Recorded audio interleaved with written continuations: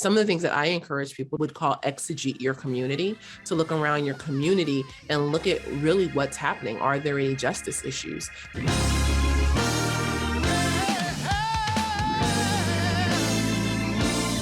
I think it's good to drive around and see where you live and who lives near you and what's their neighborhood look like? What concerns do they have? What is it like for them? Oh, yes. Yeah. Yes. And I think LA is a perfect place to do that because it is so diverse. Sure. And it's so vast, like it's so widespread. And, one of the things that when you're driving through like a jungle area or a South LA area, some of the things that I encourage people to look for, well, just overall, I encourage people to what we would call exegete your community, to look around your community and look at really what's happening. Are there any justice issues? So you can see, or ask the question of, where do people in this area bank? Where do people go to the grocery store? Are there any pharmacies? How do the elderly get around? Are there any, public transit programs, buses or trains?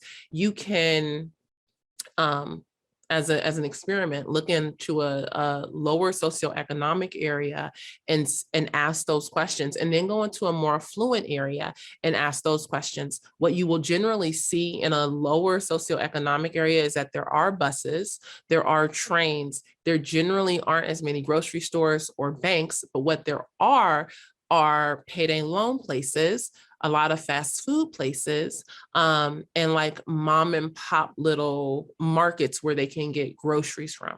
Right. In a more affluent area, you will not find public transportation more often than not. The public transportation divide is, to me, a justice conversation because it keeps, quote unquote, the riffraff out. But how do people living in lower socioeconomic areas get to the more affluent areas to be able to work? If they were to, want to pick up a job as a house cleaner or as a babysitter, or, at a office or something like that. Yeah. One of the things that I notice a lot is that city planning can often keep people in certain areas, and then you must have your own private transportation to get to work. And so it's just interesting what you notice when you take time to really look around the community. Yeah, that's interesting. Exegete your community. That's a biblical studies word for those of you who maybe don't know, haven't taken a Bible class that's an academic Bible class.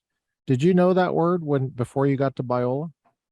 No, I did not know the word exegete before I got to Biola. I learned exegete at Biola. So looking into the text of scripture and pulling out the truth of the scripture, understanding how it was written in the time that it was written, how the original audience would have understood it and things like that. Yeah. Right.